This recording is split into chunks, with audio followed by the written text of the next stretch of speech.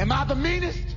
Sure enough. Am I the prettiest? Sure enough. Am I the baddest mofo low down around this town? Sure enough. Well, who am I? Sure enough. Who am I? Sure enough. I can't hear you.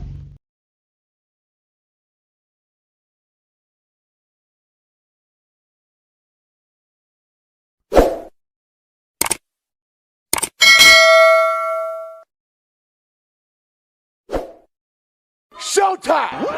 Woo! Woo! Woo! Woo! Woo! Woo! Woo! Woo! Silent and profiling.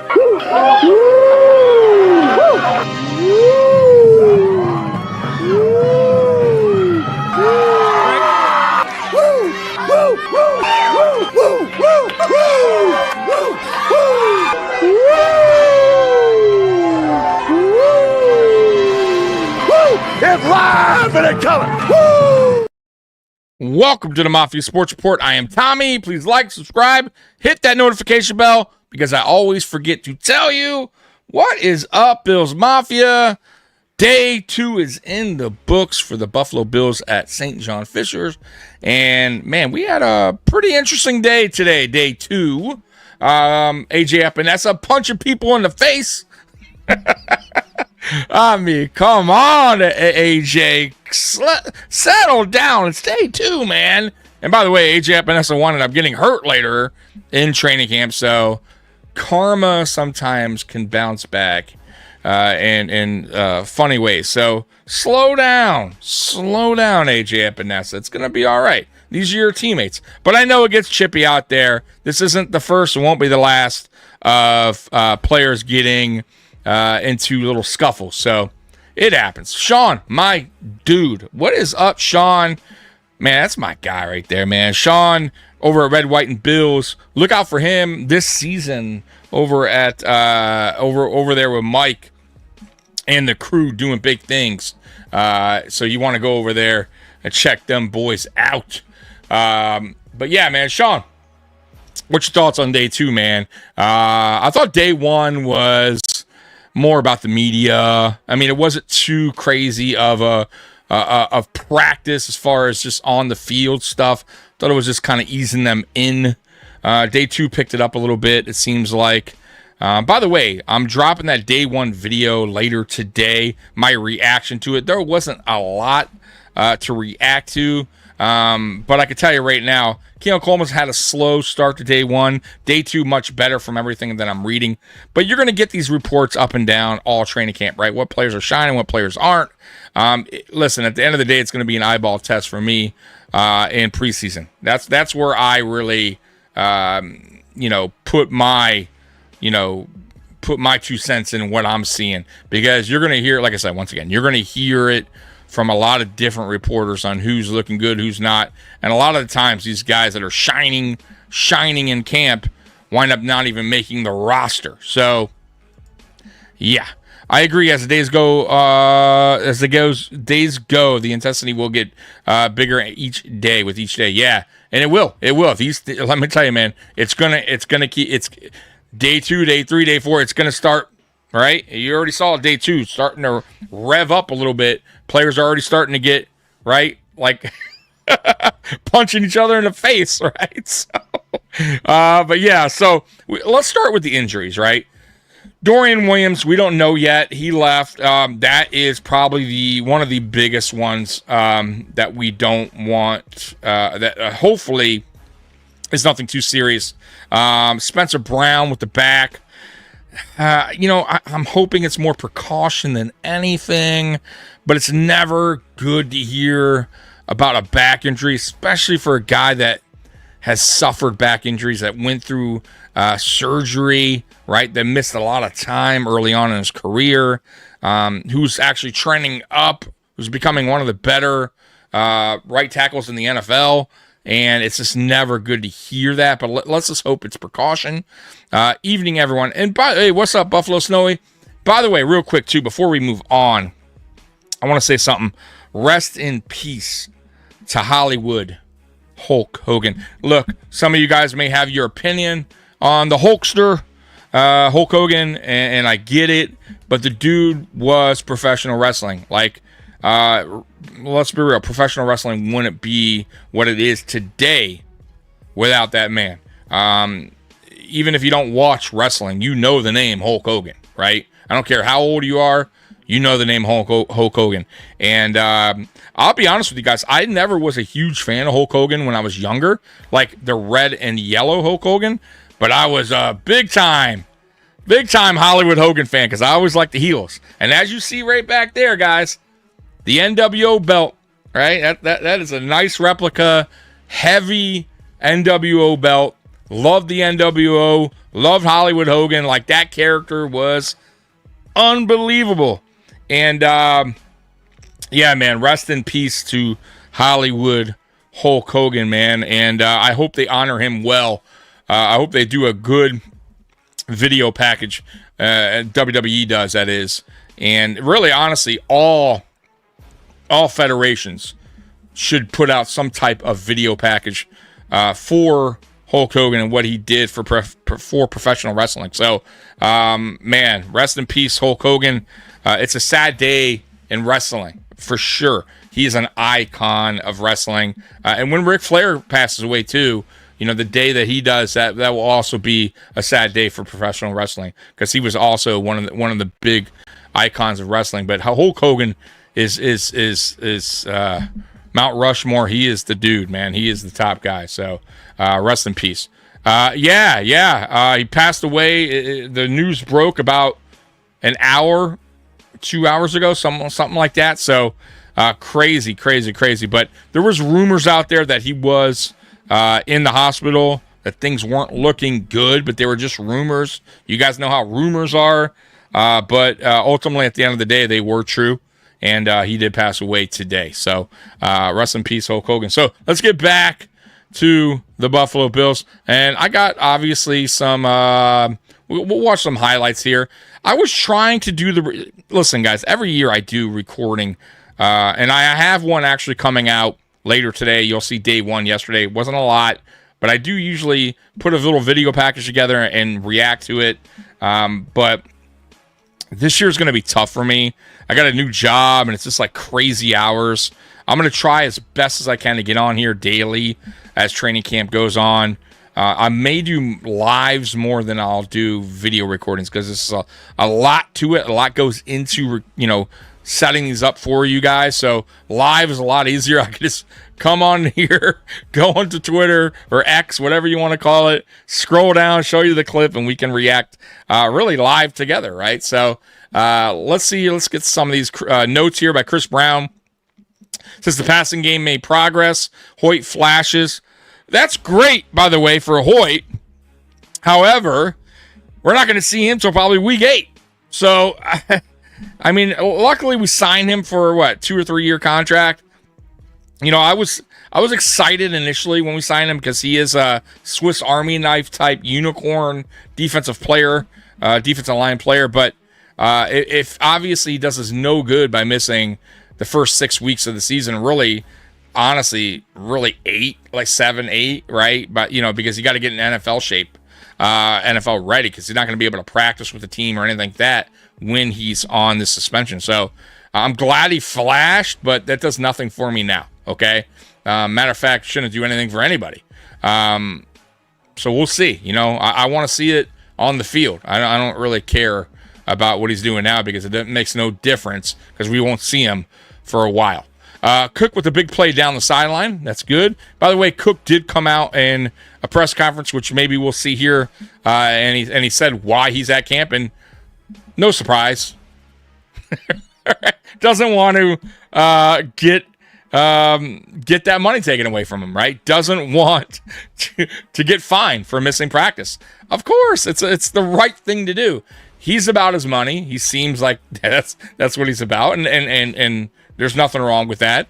And I said it from the get-go. He's betting on himself this season, which is fine. I do not think he'll be back in 2026 unless he is willing to bargain a little bit with his asking price, and then maybe Beane might, make it happen. But I think they're just a little bit. I think they're actually far away from a deal. I think Cook is asking for quite a bit, top 3 type money. It's not going to happen. And guys, if you don't know me by now, I'm gonna let you know how I feel about signing running backs in general. For me, you got to be a top 3 elite type back for me to even consider it. I think there's running backs in the draft every year you can find.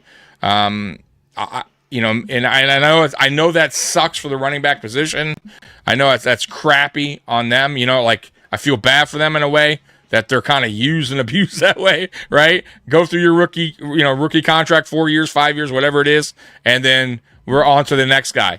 But it's the reality of it, man. Running backs have a shelf life. There's a lot of them that come out in the draft each year, and unless you're a top 3 type of back, a Saquon Barkley, a Derrick Henry, Christian McCaffrey, I'm not rolling the dice. I'm just not doing it. But anyways, Cook with the big play down the sideline. Right tackle rotation continues in absence of Brown. Hopefully, this is just precaution, guys. Shaq Thompson, multiple PBUs, pass breakups. And by the way, Shaq Thompson, we might need him depending on what happens to Dorian Williams. Okay, just a heads up. Let's see here. Walking and Faithful Jacob. What else going on? Any new injuries? Dorian Williams, AJ Epinesa, Spencer Brown, Dawson Knox. They seem like all minor stuff, Jacob. But once again, who knows when it comes down to, when it comes down to these injuries, they don't want to say a lot, right? They're not going to give us a lot. And by the way, real quick too, I don't know why I was having like a brain fart, Sean. I don't know if you're still here. But go over to Nickel City Mafia. That's where Sean will be this year. He's going to be riding with them boys this season a little bit more. But Sean will be doing some shorts, right, Sean? On your channel, right? So look out for his shorts this year, which I recommended to him. But anyways, go over there, man. Mike is my buddy. Nickel City Mafia, man. They put out great content as well. And by the way, too, Dan Mitchell, boy. I was on Dan Mitchell today again this morning. That dude, let me tell you something. Shout out to Dan Mitchell. The work that this dude's putting in on a daily basis is honestly mind-boggling to me. Like I don't know how he does it, because I did it one season or maybe 2. Then I was just, man, I was putting it all in, man. I was grinding, boy, right? Waking up, content every day. And let me tell you, man, it ain't easy. And not only is he putting content out every day, he's putting multiple videos out and going live multiple times a day. So shout out to him and the work that he's put into his channel. Man, I'm watching that guy grow as a content creator since, I believe I've seen him since 2020 when I kind of started, or 2019. Man, has he taken off, man, and he deserves everything he's getting right now. So shout out to him, and I appreciate him for giving me the opportunity to rock with him, and I might be rocking with him a little bit more this season, actually.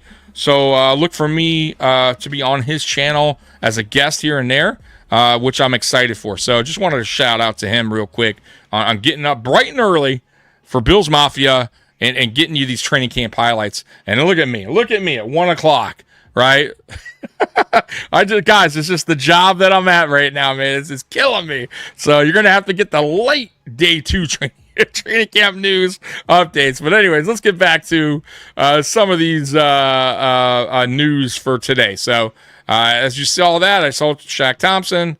Let's see here. Keon Coleman bounces back during day 2. So Keon Coleman had a rough start to day 1, but day 2 it seems like he had a bounce back day 2, right? I know he was getting locked up by Christian Benford early on, which, by the way, guys, come on, of course, Christian Benford is a top 10, something a top 5. I say top 10. I think he falls in that 7 to 9 range, 7 to 10 range, somewhere around there as far as corners in the NFL, which, by the way, it's very good. Very good. There's a lot, 32 teams, so that's no knock And there's a lot of corners. That's not knocking Christian Benford, right? I think Christian Benford still has room to grow in his career, so he can get better. He can slide into that top 5. But him locking down Keon Coleman, who cares? Like, don't get like concerned about Keon Coleman can't, make a play on Christian Benford. He's going in year 2, guys. I keep telling you guys, be patient. Got to be patient with Keon Coleman. Keon Coleman was never, when we drafted him, this wasn't a player that we drafted in the top 10. This wasn't a player we were going, Keon Coleman has to be the number 1 right away. And Keon Coleman, to be honest with you guys, he may never be a number 1, right? He may never be that. But if he's a solid number 2, I think we all will go, you know what? Round 2, good pick, solid number 2 receiver, right? But sky's the limit for him, man. If he puts the work in every offseason, it seems like he put in the work this offseason, and he continues to grind, continues to work with Josh Allen in training camp, continues to get with his coaches, he's going to get better. And I told you guys from day one, it's going to take a couple years, 2-3 years, for us to really see what we got in Keon Coleman. And really, honestly, it goes back to Keon Coleman and the kind of work ethic he wants to put in and how much he wants to better himself, better his craft, right? So we'll see. But today was better from all the reports that I'm seeing. So that's good for him, man. We want to hear that stuff. But like I said before, guys, I'm all about the eyeball test, right? Hearing it for me, watching little clips, it's good to hear, good to see the little tiny clips. I want to see it on the field. So that's why I'm excited for preseason, right? And guys like him, guys like Cole Bishop are going to get plenty of opportunity in the preseason to shine. Plenty. All right, so let's take a look here. Alex Brasky says here are some day 2 observations. Keon Coleman rebounded well. That's what I said. Curtis Samuel had a good practice. So Matt Milano looking strong. 2 players leave practice. We know about Epinesa, Dorian Williams. James Cook speaks to the media. Obviously, we went through that. I told you pretty much, hey, I'm not trying to get fined. I'm going to be here, which I kind of had a feeling that was going to be the case. Unknown edge getting opportunity. That I don't know about, and more. Okay, so let's see here. Let's get to some more. By the way, in the video I'm posting earlier, I had to cut out a Hard Knocks clip. They had a Hard Knocks trailer, and YouTube told me, no way, buddy. That is a copyright issue. So when you guys watch a video, there's going to be a trimmed out section that was there, that's not there. Unfortunately, Hard Knocks and HBO told Tommy, no, pal, that you're not getting this trailer on your channel. So that's where we are with that. So if you don't see it, that's why. Let's see here. I'm trying to get to some of these comments or some of these video clips if there's anything going on. Let's see if I hear. Let's scroll down. Deion Dawkins says the continuity amongst the offensive line is huge, especially for a unit that allowed the least amount of sacks last year and is asked to protect the MVP. Dawkins adds that it helps that Allen's mental with having the same group in front of him. Exactly. Absolutely it is. Unfortunately, Deion Dawkins, David Edwards is not the future guard next to you. So, he is going to be replaced probably next year, and hopefully by a rookie, hopefully by somebody that could be next to Deion Dawkins long term, because I'm sure Deion Dawkins is getting sick of having a new guy next to him every other year. So we'll see what happens when it comes to that position. So update on Dorian Williams. Here's an update for you guys if you guys were asking. Dorian Williams just left the locker room after practice and had a noticeable limp with a sleeve on his right calf. So could be a calf strain. I mean, it could be anything, right? Probably a calf strain, pulled a calf muscle. I mean, guys, once again, this is day 2 of camp. It's early on. Get the small injuries, soft tissue injuries. Let's get them out of the way early, please, because those soft tissue injuries tend to last, right? So you don't want to get them late in camp or in preseason where it affects your week going into week 1 of the regular season. Let's see here. In addition, Dorian Williams, AJ Epinesa left practice on early. So those are your 2 injuries today. And obviously, you guys know about Spencer Brown and Dawson Knox. Khalil Shakir is a popular guy among the Hard Knocks crew. So it looks like Khalil Shakir is getting some love from Hard Knocks. Guys, I can't wait for Hard Knocks either, man. Cannot wait. Even though Hard Knocks copyrighted my video. Copyrighted my video. Come on, man. Come on, man. Let's see here. Big bounce back for today for Keon Coleman. Let's see if there's a highlight here. A little highlight we can see here of Keon Coleman. Nice, but there, obviously there's nobody guarding him. Right? Like, once you see what I'm saying, guys, like, don't take everything what we're hearing, as golden, right? Like, once again, right, there's nobody guarding him, right? Like, yes, I would hope he can make this catch, right? Let's see what happens as camp picks up, as things get more physical with the players, and when things start to ramp up, right? Right now it's a little bit early for me to get too excited about what I'm seeing, but it's good to hear. How about that? Josh Allen, Elijah Moore on a sharp breaking route, out route, hit him perfectly in stride. Reception came against Cam Lewis. This Moore guy is gonna work, I think, says Alex Bresky. So speaking of Elijah Moore and Palmer, Josh Allen has some high praise when it came to those two, and that's good. It's good to hear. It's what you want to hear. And I said it from the get-go. I thought Elijah Moore signing was the cherry on top for the offseason as far as what the Bills did this offseason. He's everything that we needed, the over-the-top, the speedster that Bills Mafia was kind of upset about as far as the draft, that Brandon Beane didn't go out and get himself a speedy receiver. Well, here we go. He got you one week after the draft. And also he got you a veteran, right? And he's not an old veteran, but we still have to call him a veteran. He's been running around, 3 years, 4 years? So, and he's put up decent numbers with some pretty terrible quarterbacks. So it's good to see him get the opportunity here with the best quarterback in the NFL, and Josh Allen, the MVP Josh Allen. So, but man, Josh Allen had high praise on him.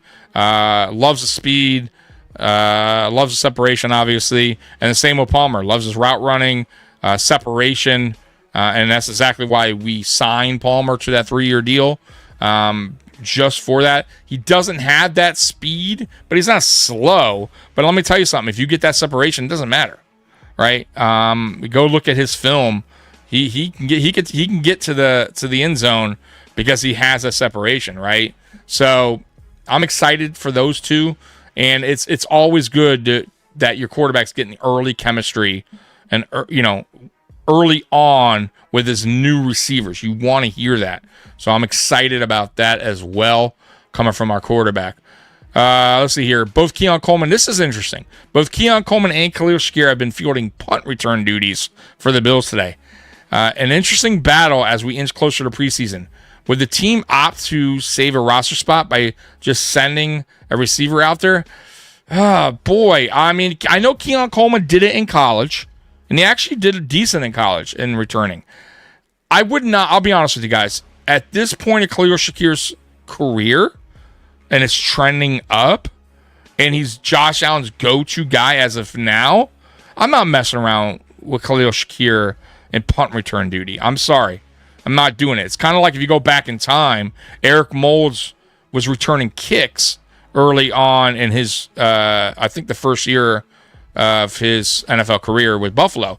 And they quickly, once they realized what they got in Eric Moulds, that quickly stopped, right? Eric Moulds was not returning kicks anymore. You don't want to risk that. So I don't feel comfortable with Khalil Shakir returning punts only because of the injury factor. Outside of that, he's actually, I trust in him. I believe in him. He's smart with it, but I don't want him back there. And same with Keon Coleman. I mean, guys, we have speedy guys, man. We have a pretty, good depth in receivers that can, that could do that, right? Hamler is one of them, right? But, I guess they're, seeing a way that they can potentially, like they said, save some money, save a roster spot by doing that. So we'll see. Our gadget guy didn't work. Isaiah McKenzie, Deontay Hardy, Curtis Samuel. Why not try two, Curtis Samuel and Elijah Moore, says AJ. So Curtis Samuel and Elijah Moore, both with speed. By the way, Curtis Samuel runs like a 4.3, 4.4 around there. He's not slow. He's pretty fast. So, yeah, you can definitely use them and be more creative in what they can do. Right here, KJ Hamler has a good day and added to it with a big kick return. See, I was just mentioning Hamler. Elijah Moore also sprung a big return in the drills.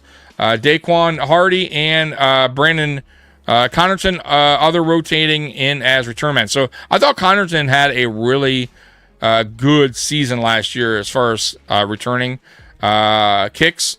I would welcome him back, but we'll see what happens. They also had him off the playoff roster, so interesting to see what they do with Connerton this year. So James Cook happy to be here. Yeah, he looks thrilled. Is that Alex putting a little laughing emoji?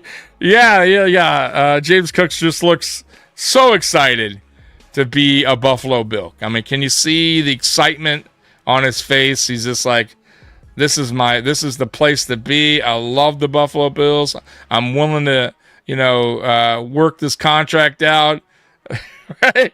I'm willing to work it out with Beane and not be so stuck on this $15 million top 3 running back money.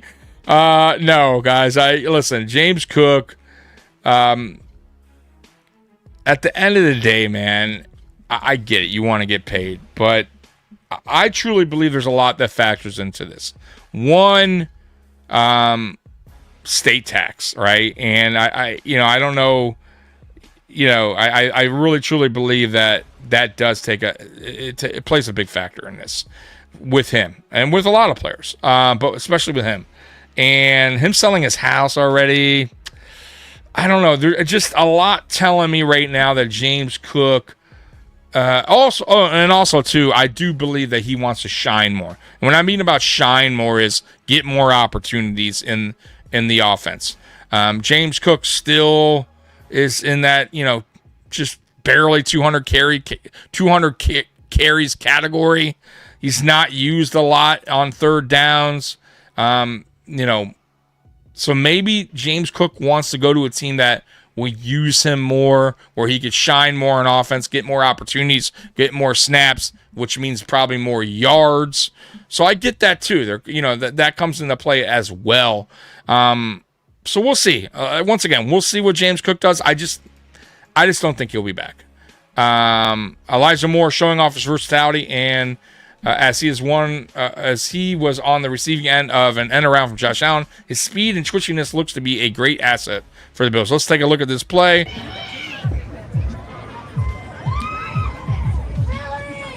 I mean, man, he is fast, guys. I better mute that. But boy, he is fast. I mean, look at him coming out the break. And look at that cut. Right? When he gets that ball, that cut up field, boy, it's like he didn't even lose a step. And boom, right? He stops on a dime, and it just doesn't seem like he lost any of his speed coming out of that. Boom. I mean, he's off to the races, right?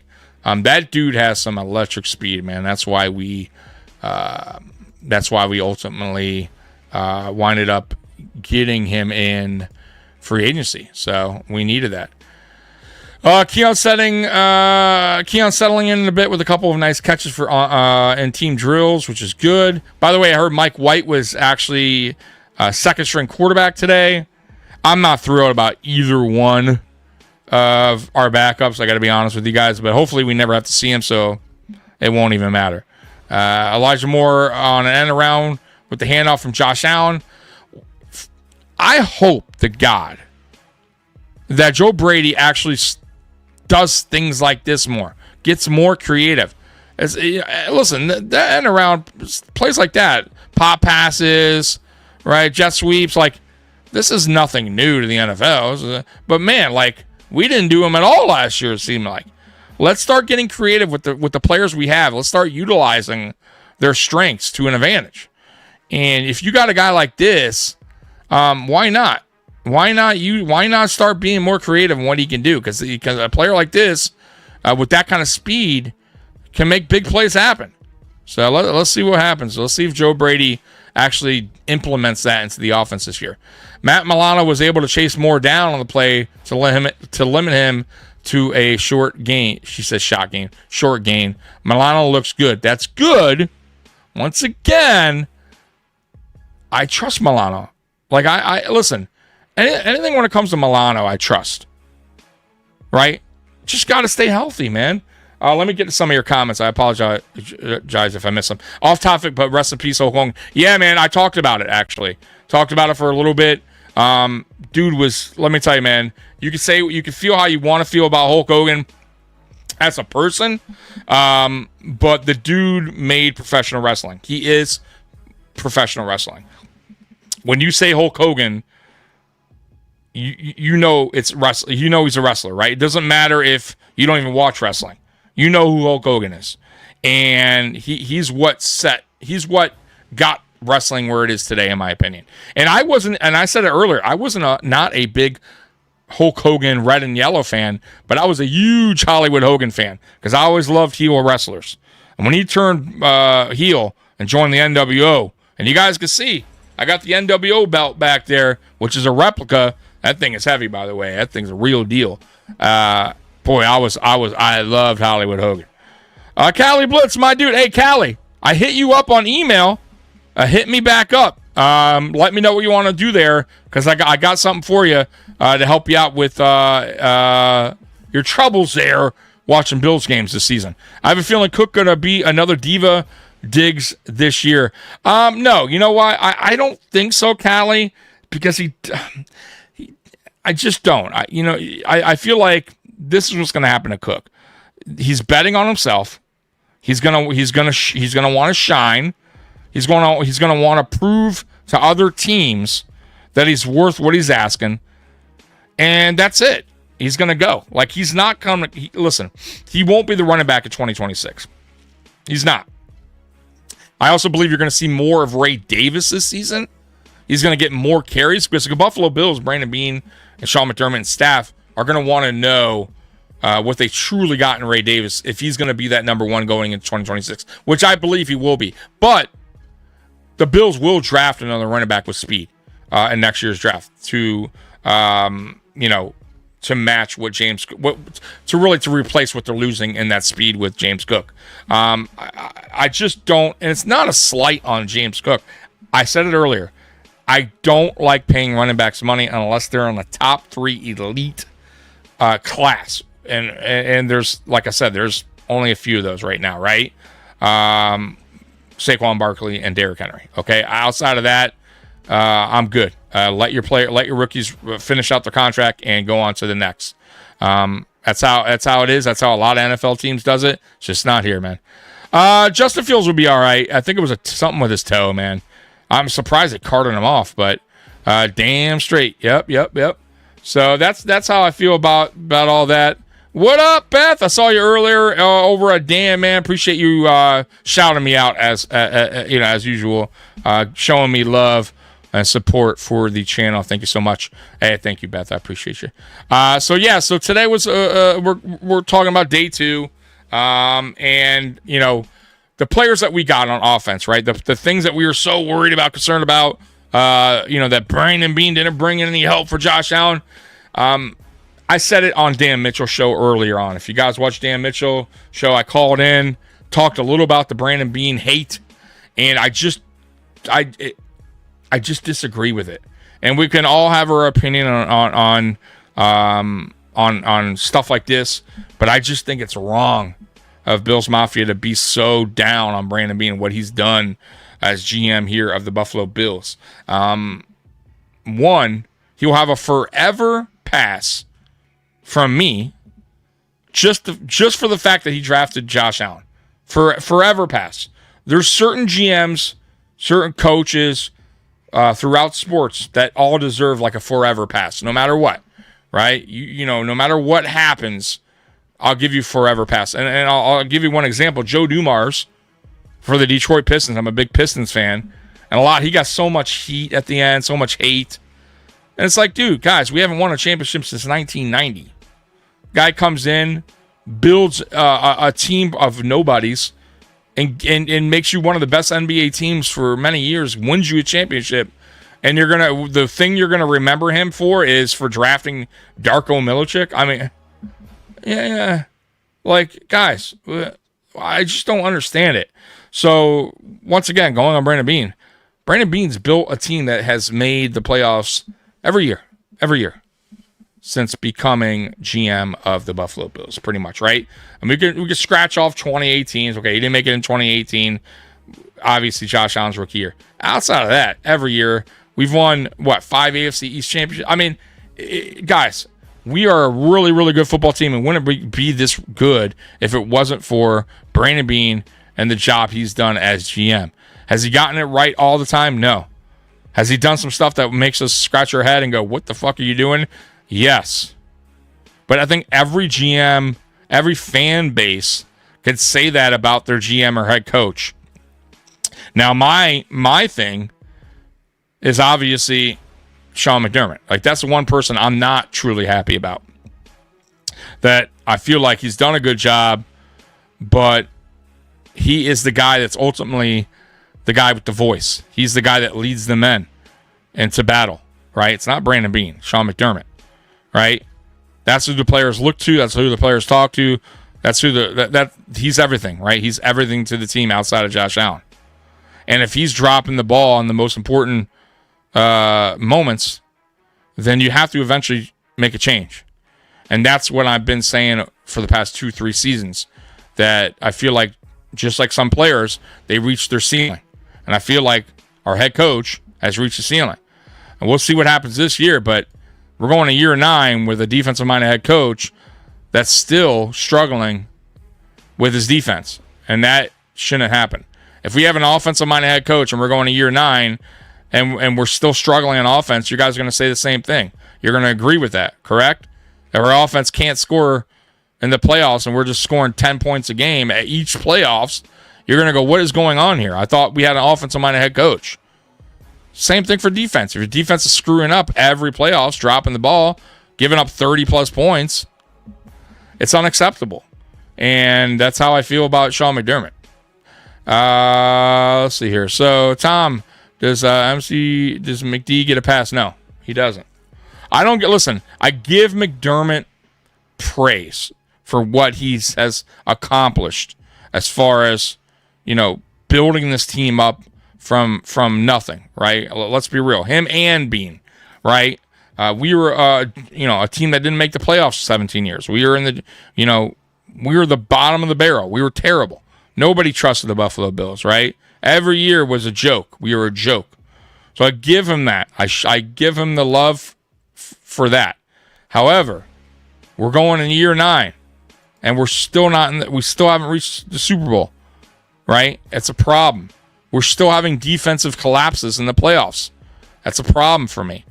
And I want more, right? I always want more from my team, right? Listen, we're going to win the East again, right? No doubt about it, right? I'm confident in that. But I want more, and you guys should want more too, as fans. You shouldn't be, you shouldn't just be settling for good, in my opinion. Yeah, I'm not a McDummy fan at all. It's Cali. By the way, Cali Blitz, that's my dude right there. If you guys don't know, man, him, Beth, they support this channel big time. They're always here, and I gotta say, man, I appreciate you guys, man. You guys have been rocking with me pretty much since day one, since I started this thing, and it wasn't good in day one. All right. Like this channel has come a long way. I have come a long way. Mikey's come a long way in growing this channel and just becoming better content creator. So I appreciate you guys' patience. It hasn't always been great, but I got to show you that love back. And I appreciate you guys always helping me out and supporting the channel, man. So anyways, back to today and day 2. So Elijah Moore, we talked about that. Keon Coleman is making plays on day 2. He has 4 receptions today after a rough day 1. Catching ball short and intermediate, getting separation over the middle. You know what? I'm going to heart that. And look at that. 138, buddy. 138 likes Keon Coleman for Alex Brasky. By the way, shout out to Alex Brasky, who's always at camp. He's one of the reporters there. Does a really good job. Gives, with clips and letting us know what players are standing out, what players aren't. So shout out to Alex Brasky for breaking that down. Mike White has started training camp in a groove. Found KJ Hamler on a nice pass on day 1, and just now found Jalen Virgil down the right seam for a big game. I'm so tired of Jalen Virgil. Came in last year, did nothing. I don't understand why KJ Hamler didn't get more opportunity last year. Why Virgil kept seeing the field. Virgil did nothing. He literally was a statue out there. We put him out there for, look, if you're going to call a guy up from the practice squad, at least use him, right? At least use him, have him do something. And they did nothing with him. So I felt like it was a total waste. Hamler looked actually good in preseason. And I told you guys, for me, it's all about the eyeball test. We actually put Hamler last year in running back position, and he looked good at running back, and he's a receiver because of the speed. So I just don't understand how Virgil comes in late and he gets the nod over Hamler. I didn't get that last year, but we'll see. I think Virgil's going to be another guy that makes the practice squad. For some reason, they like him. Let's see. It says, unless he loses a spot due to injury, I don't see any other way Cole Bishop is not named a starting safety entering the regular season. He's getting nearly every rep with the first team defense through the first 2 days. That's from Alex Brasky. That's good news, right? That's something we want to hear. That Cole Bishop's shining so far in camp. Once again, I'll say it again. Got to see it. Got to see it on the field in preseason. I got to judge it for myself, right? But it's good to hear, okay? Let's see here. Running back screen. Oh, my God. In this economy, we never do running back screens, and we don't do them well. We haven't done them well since McDermott's been here. I hope we can start doing them well, but for some reason, screens are we don't defend them well, and we don't run them well. So maybe this year we change that up and we start getting a little better when it comes to screens. Trey White might still have the ability to make an impact on the field, but little things like this are exactly why I love the signing. Not a better mentor around. Harrison can feed off this. So it says Sal Capaccio. This is the reason why he's talking about this. Very often when Trey White subs out and Max Harrison comes in, I see the two make sure they find each other and give a low five or exchange a word or two as they pass by. And I'm cool with that. Very cool with that. And that's the reason why I said I don't mind the Trey White signing, but I don't want to see Trey White as CB2 going into the season. Right? Trey White was brought here because of his knowledge of the defense, veteran, obviously, a guy that will help these youngsters in the CB room. Obviously, if something, God forbid, happens, he knows the defense can come in, but he has lost more than one step. He's had 2 season-ending injuries. He was cut by the Rams for a reason. But I love the guy. I do. But we drafted Harrison with our first pick for a reason. And I want to see him as CB2 in the week 1.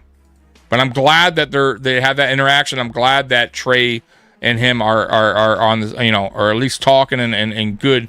I know it's a battle at that, they're battling for that spot, but ultimately it should go to Harrison unless something happens bad in camp. Harrison doesn't, something with the playbook or he gets hurt or whatever.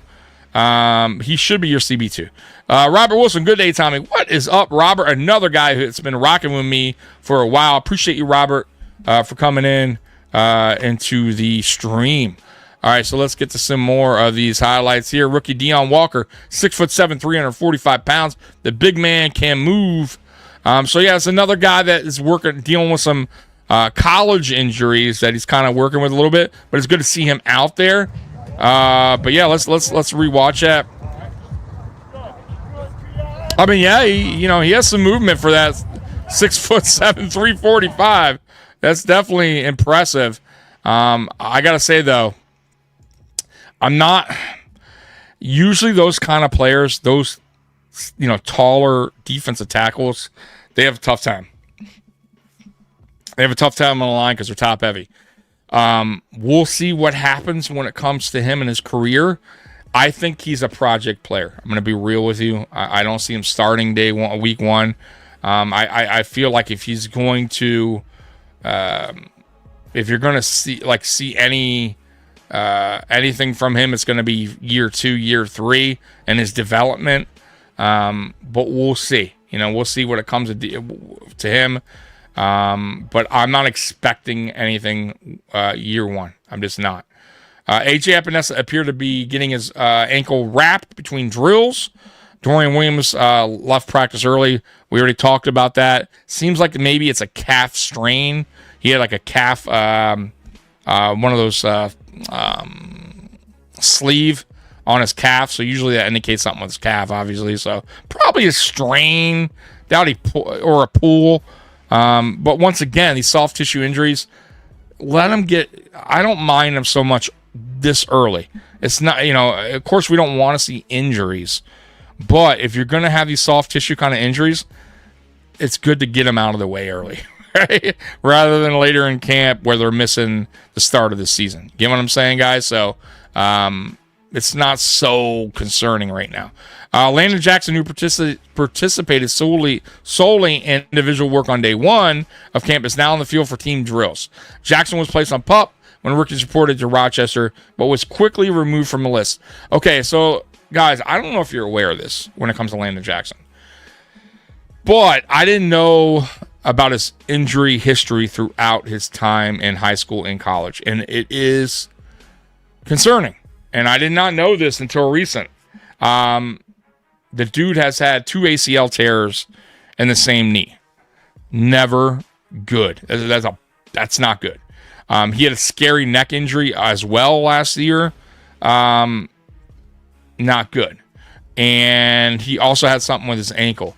But I'm more concerned about the ACL, right? Having an ACL tear in your same knee is concerning. So let's just hope he turns out to be like a Frank Gore, where he leaves all that behind in college and he has himself a NFL career where he avoids injury like that, right?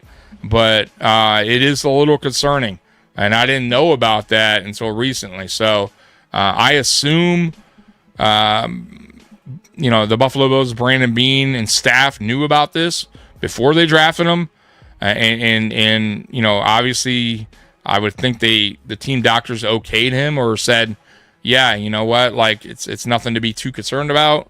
But I would definitely, if I'm a GM drafting a player, I would definitely be a little concerned about a player with 2 ACL tears and the same knee.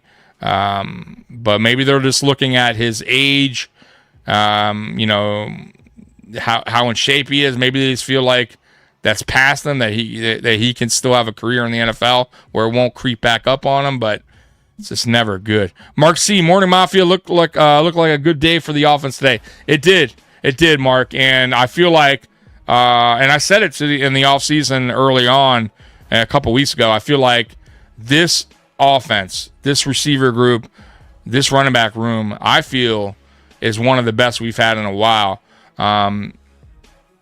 Because I just feel like there's a lot of different players, especially in the wide receiver group, that bring a lot of different things to that room.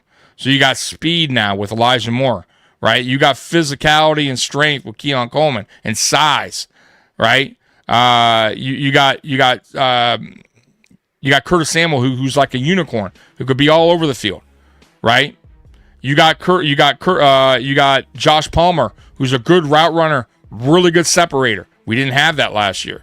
And obviously got Khalil Shakir, who's starting to become one of the better slot receivers in the NFL. So I feel like this room is finally coming together now. And if Joe Brady can understand each player's strengths and weakness, and obviously use their strengths for the advantage of the offense, this offense could be really, really good.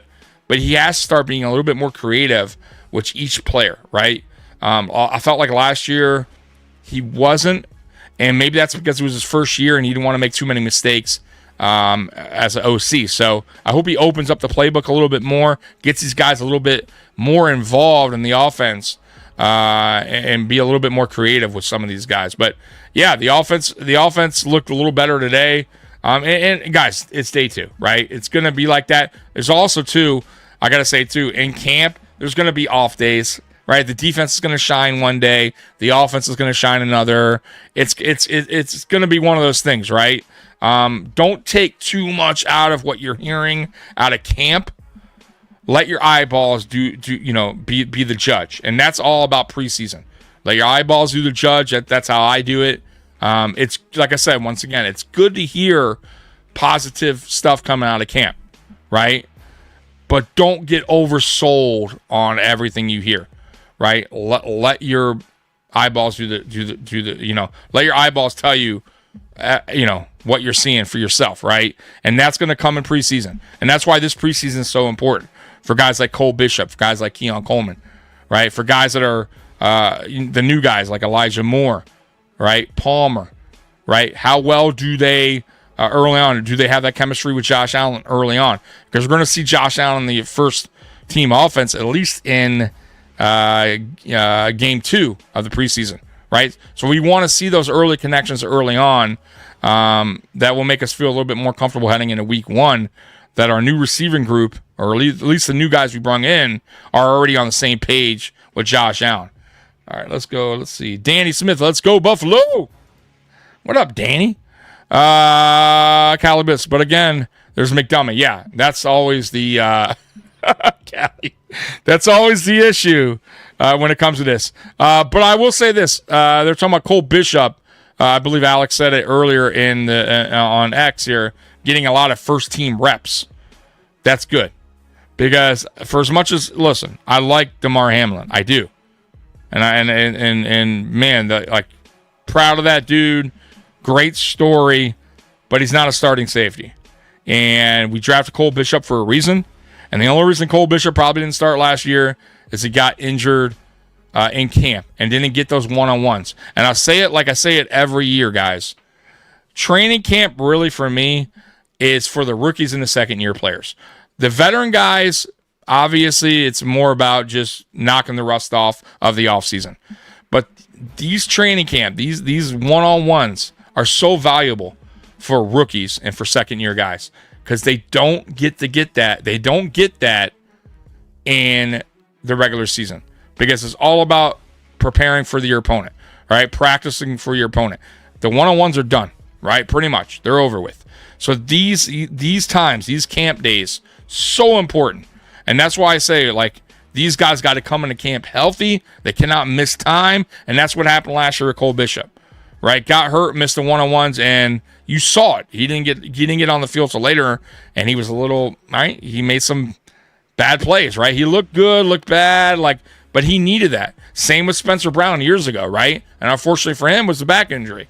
But once he got the surgery done, once he was healthy, he got to work with one-on-one with Cromer. You saw what a difference that made. Big difference. And same with Keon Coleman. You're going to see the difference once it starts year after year, once getting these one-on-ones. So very, very important for me. Shortly, very soon, Spin. Very, very soon. The pads are coming on. I don't know. Usually it's by I think day 3, day 4. But I could be wrong on that. I have to look that up. But I believe it's like day 4, day 3, day 4, which should be by this weekend. But I think every team's different on how they do that when they decide that. But we'll find that out. How you doing, Spin? Let's see here, Dom. So by the way, I told you that James Cook did an interview Reason he's here, obviously, is he doesn't want to get fined, which is fine. I'm cool with that answer. It obviously makes sense. Let's hear what Joe Brady has to say about James Cook. Like, James is a football player. Like, when you roll the ball out, he wants to play ball. All the other stuff kind of takes care of itself, and I understand it's the business element that's bigger than me. But when he's here with his teammates and he has to be here, man, he's as locked in, as dialed in. You saw the way that he played last year, and how can we continue to evolve his game and be better? And he takes that on. He's laughing with the guys, so there's no difference. There was never a doubt the way he would kind of approach it, show up, and kind of go with it. And I'm excited to have him both. And listen, there shouldn't be a difference in his approach. His approach, that's James Cook, should be, I'm betting on myself. I'm going to have a fucking killer season. I'm going to try to at least match what I did last season or come close to it. I'm going to show my worth and see if Brandon Beane has a change of heart, or at least works the numbers better, closer to what he's asking. And if not, he feels like he's going to get that offer somewhere else. Okay. Ain't nothing wrong with that. I don't hate that. I'm not hating on that, right? I want James Cook to have another year like he had last year. Shit, have a better year. I don't care. Obviously, I want have the best damn year. Lead all running backs and touchdowns and yards. I don't give a shit. I need that. Listen, no doubt, he's a big part of the offense, right? He is. He was last season, that is. But once again, matching what he did last year is going to be tough. It's not easy to do. And if we talk about James Cook and consistency, don't bring up the back-to-back 1,000 yards. That's not that impressive, guys. He barely cracked 1,000. That's not what people talk about when we talk about James Cook. Let's be real.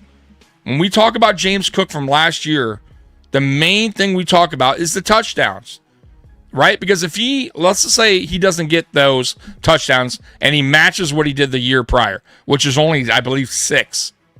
Let's say he gets 8 last year. No one is going, James Cook had an unbelievable year last year. 8 touchdowns, 1,000 yards.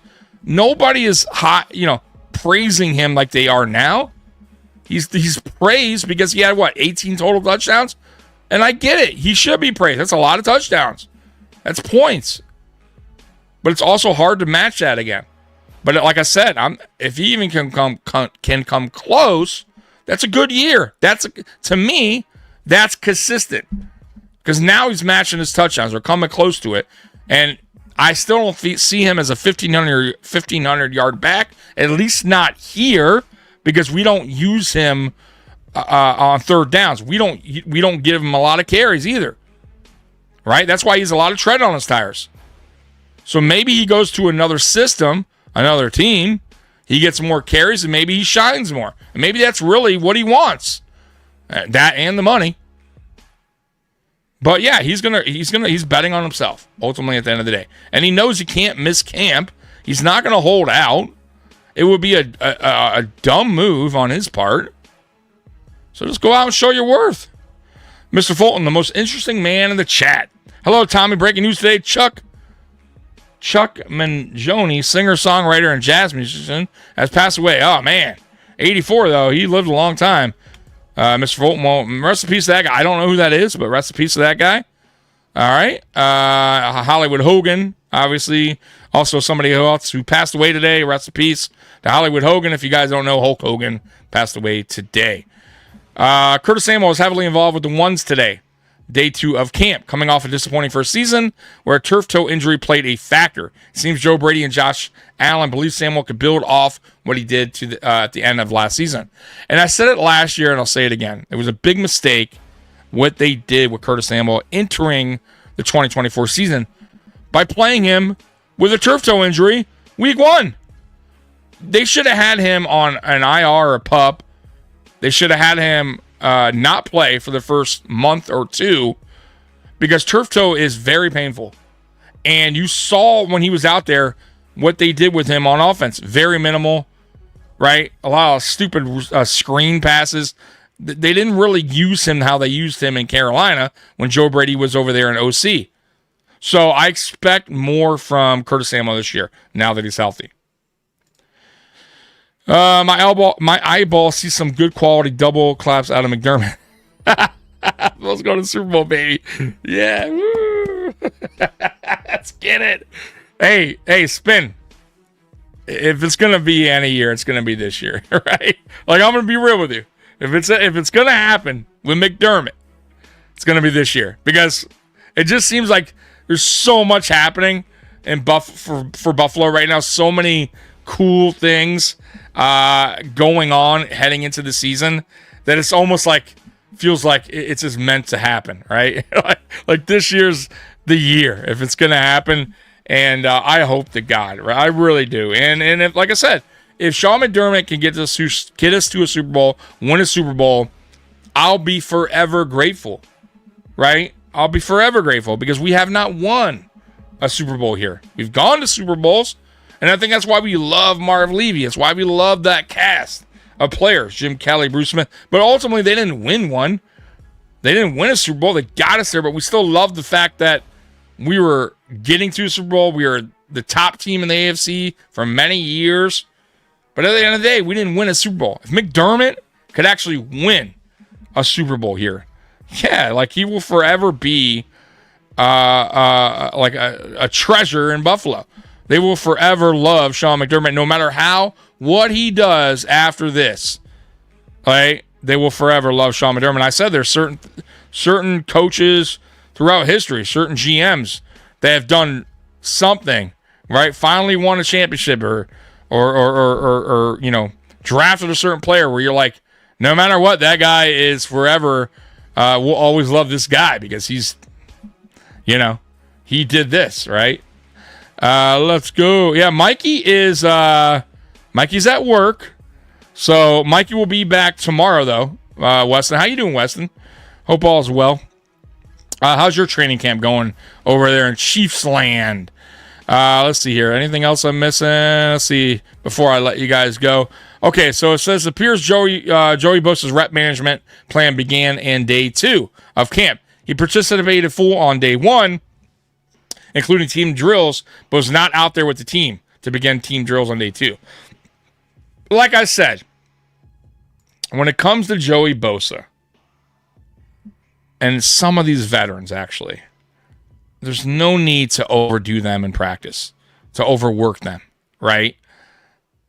Joey Bosa is a pro. He's a veteran, right? Really, honestly, at this point, it's more about learning the playbook, right? It's a brand new playbook for him, knocking off some of the offseason rust.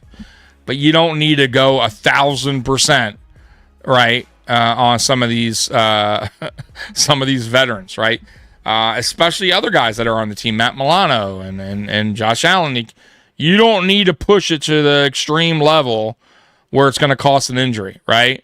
And especially guys like this that are injury prone, right? I don't want to see an injury in camp because we were overworking Joey Bosa, right? The whole point of Bosa coming in here is to be a closer, like Von Miller was supposed to be brung in here for that, right? It's for playoffs, right? Getting after the quarterback. So, my vision for Joey Bosa this season is to have a limited snap count and have him healthy for the playoffs. That's it. Have a healthy Bosa for the playoffs, and then when the playoffs start, you go ham on Joey Bosa. Then you throw Bosa out there and put him on a high snap count. Because who cares at that point? Get your money worth. Get your money back, right? Let Bosa shine then when it counts the most. But right now, man, like I said, this training camp for me is to get the rookies and the second-year guys, for their development. The veterans, I already know what they could do. This is all about knocking off the rust, really, at the end of the day.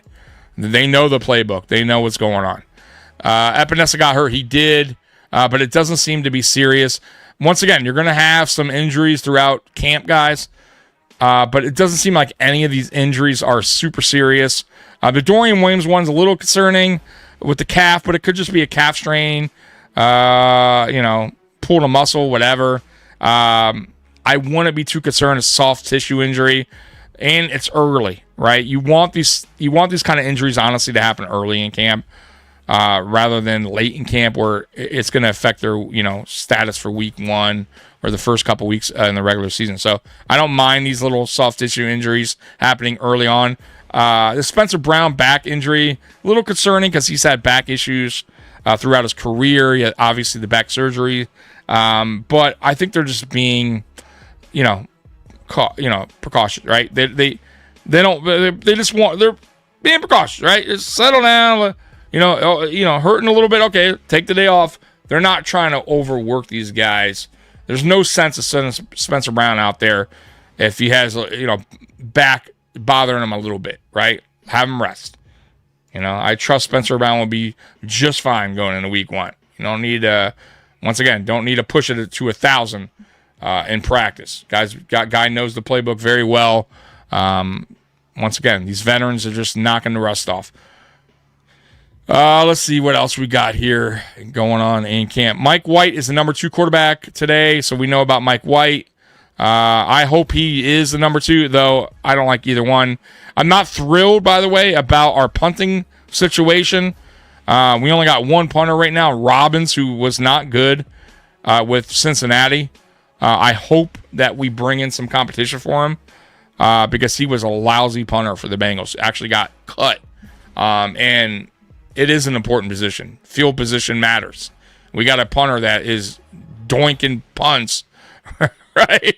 Or, doesn't have the leg strength. We're going to have a problem, especially in that stadium. See here. It says, so here's the injury. It says Dorian Williams sustained an injury early during team drills. He did not return. So obviously we know he did not return. Put that sleeve on. Let's see what else we got here. Mike White to Hamler. Ran away from Matt Harrison in coverage. White hit Hamler in stride. Hamler's fast, by the way. So, yeah, that's not like, oh my God, I can't believe Harrison got beat. Hamler's a 4.3 guy as well. So, it's going to happen. Once again, don't take too much of what you're reading, and go, oh my God, Harrison getting beat by Hamler. Like, it's early, guys. Things like this are going to happen. It's way early in camp. Mike White and Elijah Moore down the seam. Moore using his speed to break free. We know that. We know, and I talked about this earlier, Epinesa just punched Halls in the face after a play. Absolutely nothing more happened after it. No scrum, no anything. Both guys just walked away. AJ went down on top of Dion after Dion lost his footing during a run play. Not sure why there's any anger towards Halls. So, a little bit of maybe frustration on why Epinesa punched Halls in the face. But by the way, Epinesa wound up getting hurt later on in camp, day 2. So karma sometimes can turn around and bite you. Yeah, I know. But isn't that funny though that Epinesa winds up getting hurt later on in the day? So it's like karma sometimes can get back at you. Listen, you're gonna have fights in camp. But, man, punching people in the face, like your own teammates in the face, I don't mind, like, shoving, but you got to be careful, man. You know what I mean? I remember one time some guy, like, really damaged. It wasn't on our team. I forget what player it was, but, like, knocked his eye socket out or something. Like, it can get nasty in camp, and I don't want our team getting to that point, right? So, AJ needs to cool it down with that. Pushing and shoving, fine. When it comes to start punching your players in the face, and by the way, credit to Halls for walking away, right? Didn't make it I'm sure he wanted to punch AJ back, but then you got a whole big mess on your hands, right? And then you probably got some fines coming your way. And I assume, I don't know what they do about fines for players that do stuff like this. I'd assume there's probably some kind of small fine for that, but I wouldn't know. And Tommy's favorite kicker, Tyler Bass. Yeah. Bass had a much better second half of the season, West, than last year. But I got to admit, I'm still on the fence when it comes to Bass. I'm still not comfortable when he goes out there to make a field goal, right? I'm still, like, uneased, right? Like, ugh. So he still has to show me a little bit more. Like, if he could start out strong for the first half of the season, at least come out and make his field goals where they're not so shaky, where they're, then he'll get my confidence. He'll win me back, right? But right now I'm still like, it's shaky when he gets up there. I think they just looked the other way on these things. They may. Yeah, and you're right, Spin. It's very possible. Like I said, I don't know the details of when players like swing on other players, get punched. I don't know if they get, I think you're right though. Maybe it just depends on, because the NFL can't do anything. I think it just comes down to a team thing. So, I think this goes back on Sean McDermott and Brandon Beane on what their rules are when it comes to player fights in camp. So there could be some kind of fines, who knows, with that. But I'll be honest with you. I personally, I would if you punch another player in the face, I would definitely have a fine for that player, because that's not a push, that's not a shove, that's not yelling or spitting. You know what I mean? Like that, I get frustration. When you punching people in the face, to me, that's a little bit over the top. He's your own teammate, supposed to be your brother. I'm having some type of fine, because if you don't, then it just says to the team that, yeah, that's acceptable. And to me, that's not acceptable. Can't be punching people in the face. We should have held on. Yeah, absolutely. But you know what? Lessons learned, to be honest with you, with that whole situation. And I think that's the whole Max Harrison thing. And I think Brandon Beane learned a lot from that, from what happened with the Riza situation. And I don't think, you'll see that happen again if that, occurrence happens, which it's happening here with Max Harrison, by the way. And as you see that, we're handling it a lot differently with this whole situation, so than we did with Matt Ariza. But I really wish Matt Ariza was here as our punter for sure. I was in a bad spot at work, so I missed most of the show. No, you're cool, man. No, just chatting with the channel. Sean, by the way, I don't know why I had like a brain fart, man. Look for Sean at Nickel City Mafia over there with Mike. I said it earlier, Sean, but you probably were at work. But yeah, go over there. Sean's going to be over there most of the year. And I told Sean to do shorts this year on his channel. So, Sean, take my advice, man. Pop those shorts up on your channel, man. And I want to see that channel grow of yours, man. Red, White, and Bills. Go over there. He does good stuff. In a game, it's different. Yeah, I get it. I totally get it. Well, all the pushing and shoving is usually because the pads and helmets are on. Can't really punch someone in a helmet. True, but it says he punched him in the face, right? I didn't see it. There's no video of it, Spin. So to me, when I read that, it seems like you actually punched him in the face, right? Punching someone in the helmet, yeah, I feel like it's so dumb anyways. You have a chance to break your hand. So even with that, Spin, I might still fine you, because now you're risking injury on your hand. It's just dumb. So no, I don't care even if you're punching the guy in the helmet. It's just dumb. Right now you're going to risk your injury, break your hand on the guy's helmet. It's stupid. Like, there's no, that's unacceptable. I'm not into the whole, I don't mind shoving, pushing, whatever, wrestling around, whatever. But punching people, nah, man, no, I don't like that. When we win the Super Bowl this year, where the Super Bowl tattoo going to be? Man, Callie, it's a great question. So here's my, that's my one tattoo that I got. I think, so I have one here of my dogs. I don't know if you guys see that. So up here, so I probably would put it on this shoulder here, and it would probably be, obviously I told you guys, I heart McDermott. So that's definitely going to be there. I might even go extreme and have him clapping. Have it. All right. And then obviously Super Bowl champions, But we gotta do it first. No problem, brother. I got you. Weston, Mike KC. What's going on, by the way, over there with you guys, man? Are you guys how you guys doing over there in camp? Harrison and Ariza's situation is different. Not only with the current social status just after the Me Too movement, and this thing with Harrison has already been known for. Yeah, I get it, Spin. However, at the end of the day, listen, they're both very, what they're being accused of is really bad, right? I'm just throwing that out there.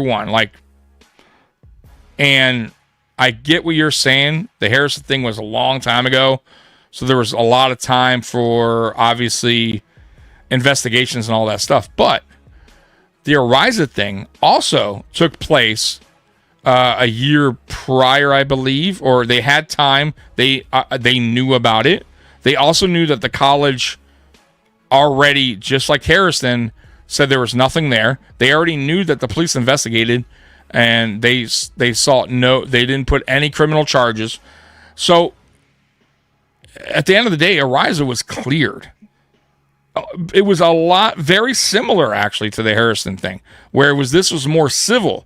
The only reason that they investigated it again, the police that is because I think that it got to be a big media thing. So the police said, all right, we'll do it again. And it came out again that she was lying, right? And I just feel like look, here's my whole situation with that. And you guys know I talked about this a lot, and I did a video about it. Here's my whole thing, and I'll say it again.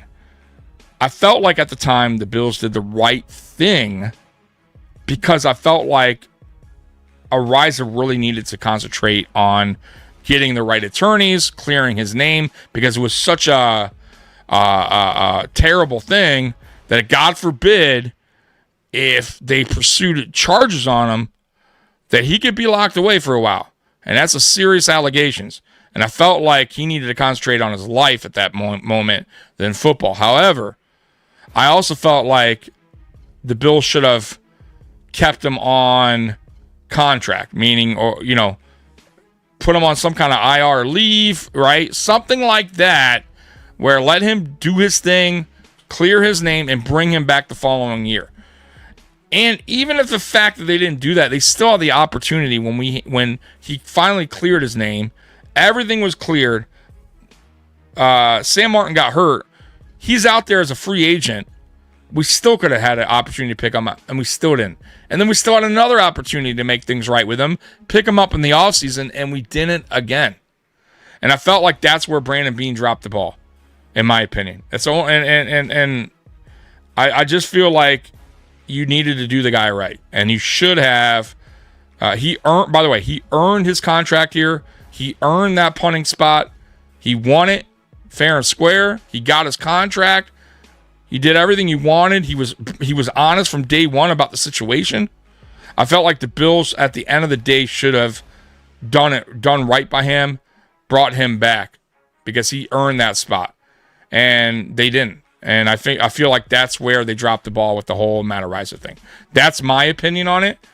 Now with the Max Harrison thing, this is a couple years back.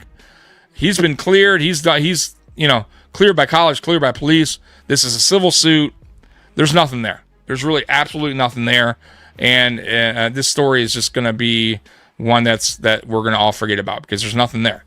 So, and by the way, going back on the Matt Ariza, I feel for the guy, man, because the guy missed a couple years of football, and it's you can't get that time back, and it sucks. He lost a lot of money, and all about a lie, and I hate that. I hate that somebody can hurt somebody like that. So I wish nothing but the best from that guy in his career, and that's all I'm going to say about that situation. I heard that Shannon Sharp situation was all BS lies. Yeah, listen, guys, and I'm not saying that every accuser is lying, right? Because we don't know only the people know the truth about the situation they're in, right? But yeah, there's a lot of people out there looking for a payday. There's a lot of liars. Every team in the league would have cut Ariza. Yeah, listen, Spin, I'm not saying the Bills. Once again, I don't know if I could, and I'm telling you, if Brandon Beane could go back in time and redo it, it's not about cutting Ariza.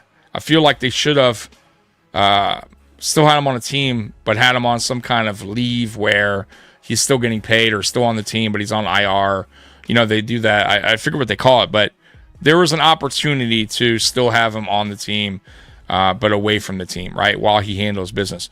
Because you got to remember, they didn't do that to Von Miller, right? Come on, man.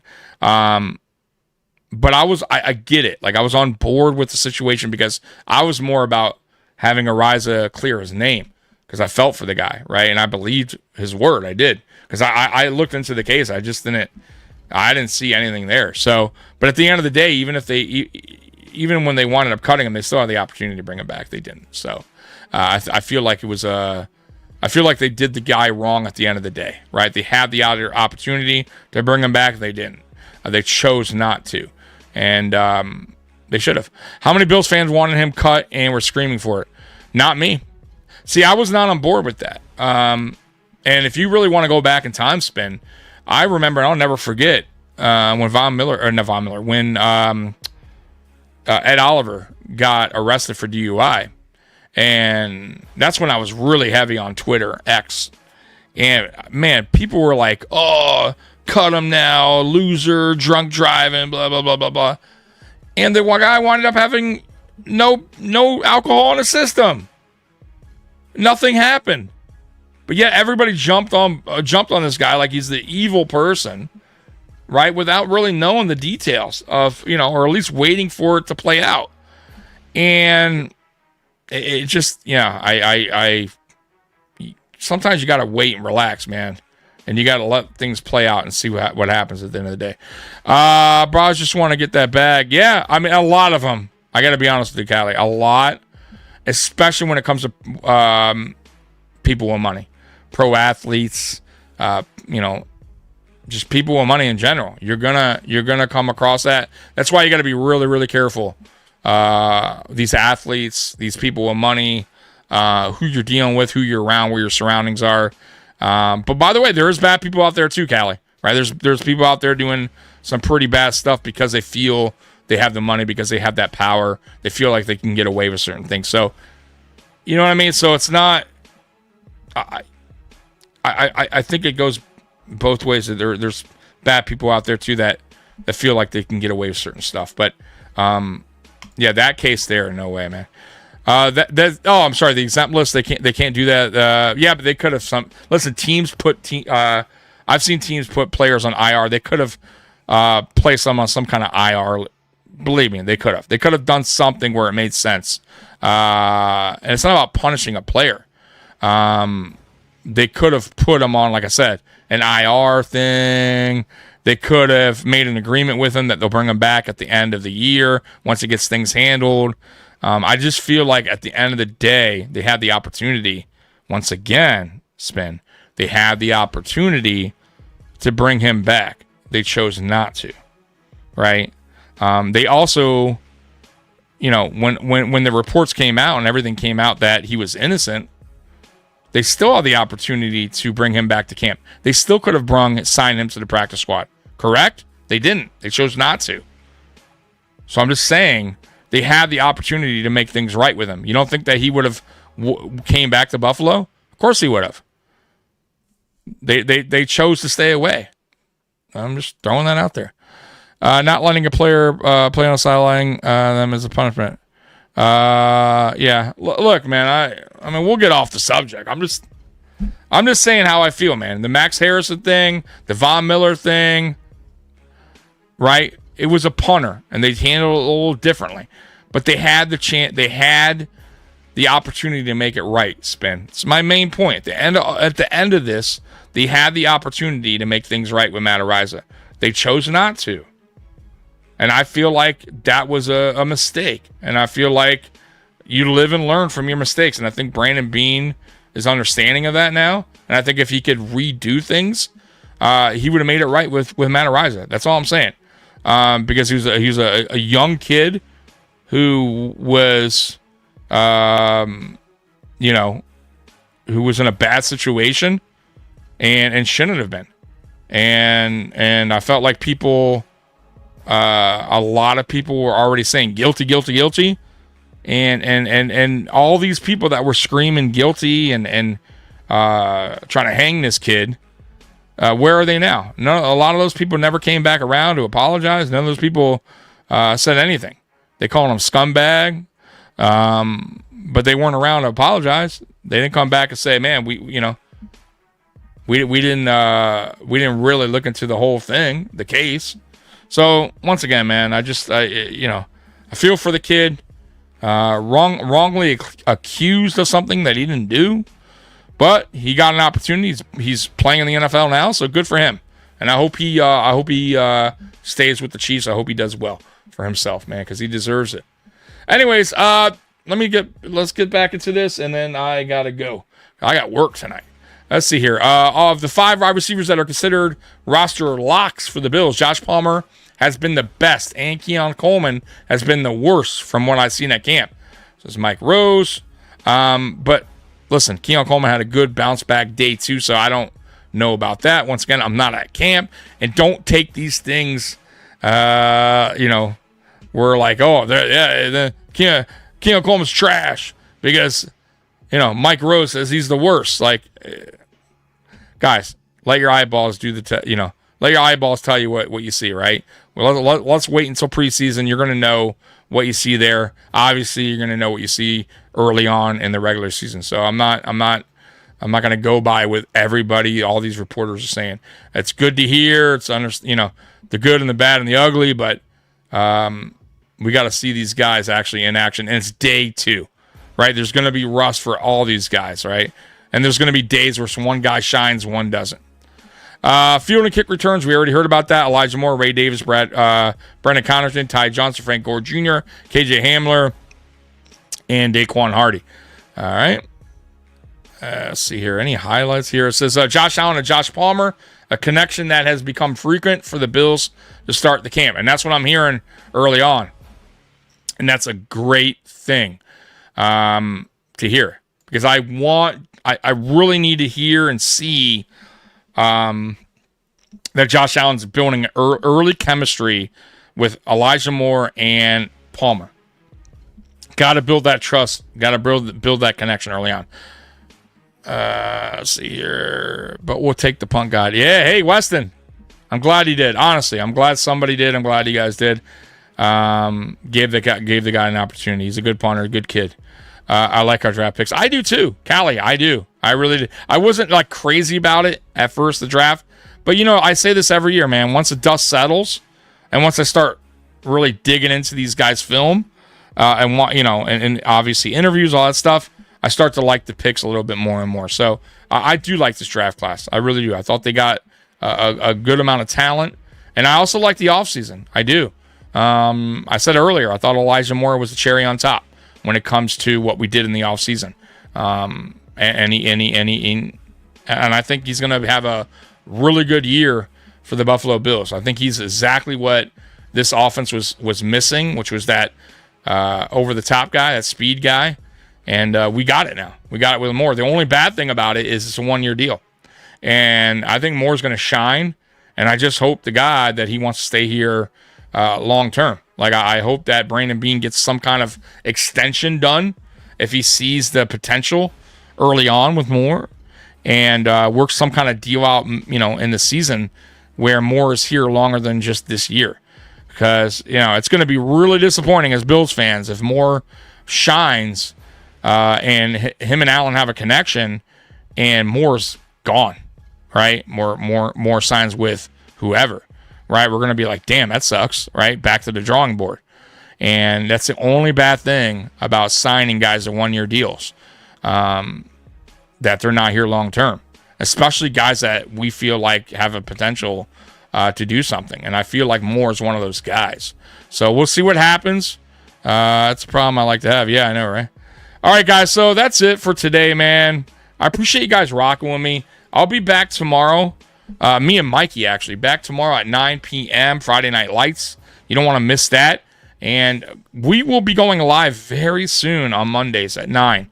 Right when preseason actually kicks in, we'll be going live Mondays at 9, Fridays at 9.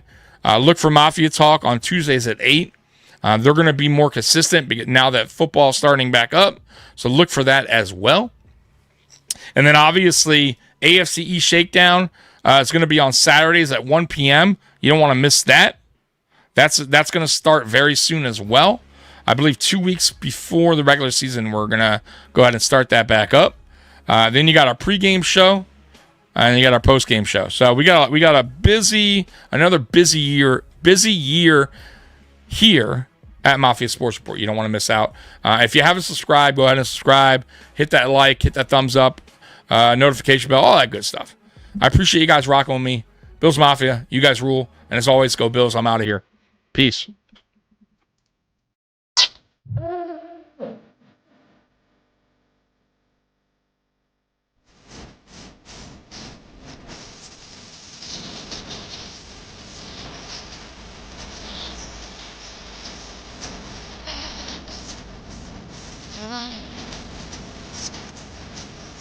Mm.